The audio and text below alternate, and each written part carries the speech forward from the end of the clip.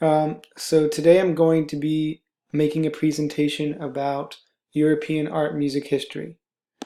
And I've made a PowerPoint and I have some examples behind the PowerPoint of music that I would like to just kind of cut to when the time comes. So again, this is European art music history, much different than the music that we study in class. Okay, there are 6 time periods of Western music. There's the medieval time period, Renaissance time period, Baroque, classical, romantic, and modern. Um, and a music period ends or a new one begins when the musicians in an era start thinking about their music in a dramatically different way. Sometimes it's because of a really innovative piece of music being introduced that inspires other musicians for years to come. Or sometimes it's from a change in philosophy or culture and government that really inspires people's thinking. For each time period, apart from this video, I'll have a playlist of some music on YouTube that I think is particularly important. And I'll also try to describe the technologies used in making the music. Instruments have changed a lot over time, and the locations where the music was performed has also changed a lot over time. The first period we're going to talk about is the medieval period from 1150 to 1400. Here we have monks singing in a mass, and this is a picture of neumes. They are often highly decorated, hand-drawn notes. Okay, so the medieval period lasted from about 1150, 1150 to 1400.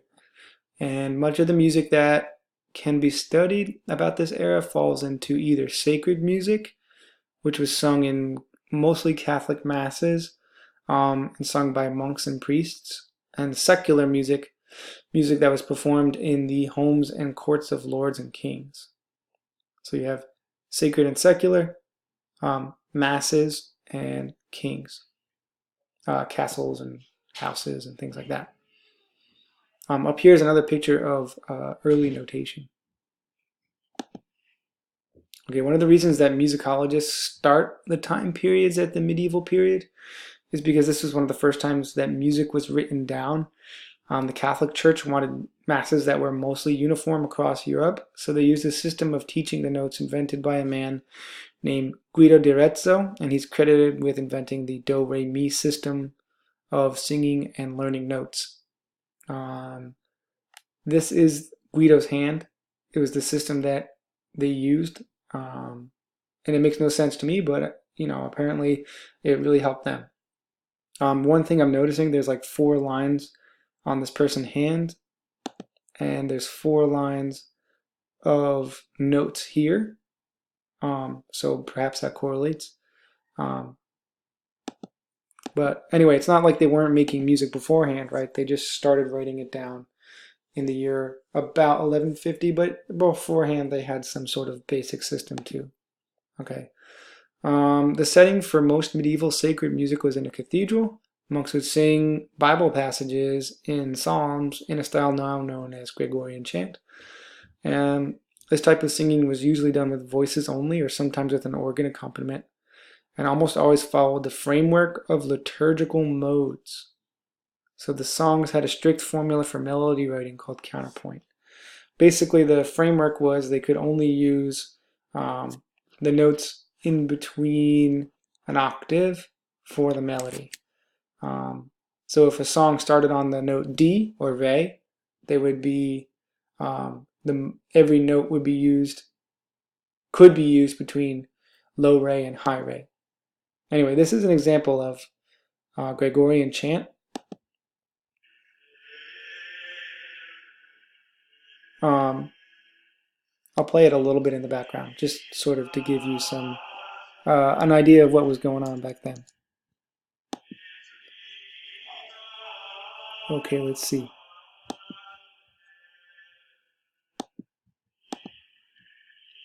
The trend of secular music at the time was to have vocalists accompanied by instruments. The secular songs of the time were known as motets or chansons, and these genres sound a little bit more exciting to our ears than Gregorian chant, as they were rhythmic and embellished. Um, Eventually, the church adopted these livelier styles, and composers wrote sacred motets. But but at the time, in the medieval period, that was not the case. Okay, that's enough of that. Oh, notice everything is hand drawn, right? Um, the technology of the instruments. I'm going to play a little bit, by the way, of some secular medieval music using an instrument called the hurdy-gurdy. Tambourine and someone singing too. Oh boy. The technology of the instruments of the Middle Ages was much different than today, but as the church was the most powerful organization at the time and in charge of commissioning music, the technologies for music making were still fairly advanced, right? The church had a lot of money. So this is an example, this is a illustration of someone using the bellows to work an organ. The organ was pretty common, commonly used in the music of the time. Okay, moving along. The medieval period, right, used some instruments here. This is not really a medieval illustration, but it's of medieval people. You had something called a cornet, which is a trumpet made of wood with holes at the top. It kind of looked like an animal's horn. The sackbut, which was an early type of trombone. This is an example of a sackbut. You had lutes, which I don't think anyone's holding in this picture, but it was like a mandolin guitar relative. And you had recorders. Here's a guy playing a recorder over here. A fiddle, which I'm not sure is in this picture either. And something called a shawm, which I didn't include. These two instruments are called shawms, and they're like ancient oboes almost. Here's an example of several famous composers that I will make a playlist for to accompany this video. Just going to make sure this is still going. Okay, good. We're moving on to the Renaissance, which started in 1400 and went to 1600. And I'm going to play a little bit of Renaissance music. This is a piece called Il Grillo, which I think means the cricket in Italian. Grillo.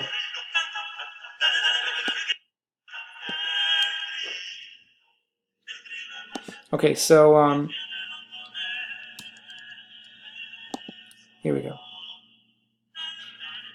The end of the medieval period is generally considered to be around the year 1400, with the beginning of a trend of renewal in humanistic thinking, a general refascination of ancient Greek and ancient Roman literature, and the invention of the printing press, allowing information to move much quicker around Europe. The invention of the printing press allowed table music to proliferate in Renaissance times. Folks would gather around a party and play their own music, which was kind of a fun thing for people to do. They could print music really quickly. During the Renaissance, composers experimented with functional harmonies instead of the liturgical modes. So they're starting to use what would become called major and minor chords. Artists also started drawing in perspective. And I relate the use of functional harmony instead of modal harmony to the use of perspective in art. So here you can see in this painting, right, there's people in the front, people in the back. The people in the back are smaller than the people in the front. There's, you know, it looks like this arch is farther away than stuff in front of it. As opposed to a lot of the medieval woodcuts, right, which kind of look, I mean, these are some nice ones, but this one kind of looks like, you know, I don't know, not that advanced of, except for sort of the detail in the cape, right, this kind of doesn't look very lifelike. There was more of an effort to make art look more lifelike in the Renaissance.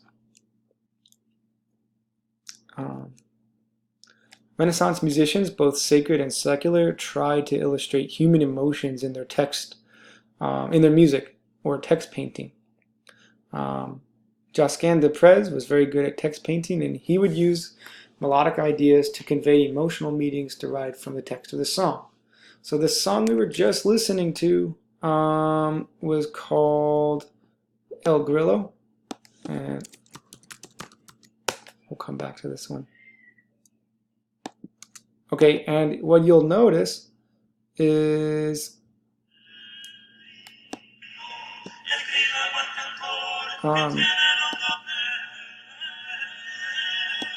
for example, here he's using the word verso, which I think means to run. He's kind of made like a run-on melody here. So he's painting the text with context from the music, from the lyrics of the song, which is something pretty, ahead of his time.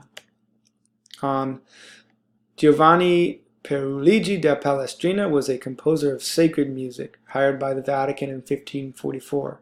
He wrote many masses and famous music treatises, papers on how to properly write music. He's credited with solidifying the rules of polyphonic counterpoint, or counterpoint when many melodies are playing at once. Basically, there's one guy who writes the rules for the next several hundred years. He wrote the way to write these certain masses that were then printed and sent all over Europe, which is kind of cool, but also kind of oppressive in some ways. The technology of the Renaissance era changed very significantly since the medieval era. There was massive pipe organs that were built in cathedrals, and brass instruments, which are made of metal. They have to be made in a forge and by an expert. Brass instruments were played at the tops of cathedrals and town clocks. The ease at which music could be distributed became the most important technological development during the Renaissance. For the first time, famous pieces of music did not have to be copied by hand. Over here I have a picture of musicians playing brass instruments. There's a bunch of trombones and shawms and cornets and trumpets. And musicians would, in the Renaissance, would be at the top of the tower, and say if it was noon or something, they'd get out and they'd play a little tune. So everyone knew it was noon. Okay, so people were using this music, to go about their day. If they heard certain songs or whatever, they would know it's a certain time. I have a picture, I have a video, music for brass. Here is a modern interpretation of sorry about the advertisement, a modern interpretation of Renaissance clock tower music. I'm going to play a little bit of it so you kind of can hear what it sounded like. Oh, really? They stop it when I look away? Fine.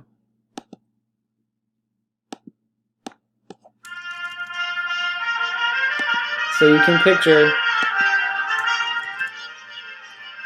you can picture this type of music playing all throughout the town or all throughout the cathedral where, it was being played. It's pretty exciting stuff.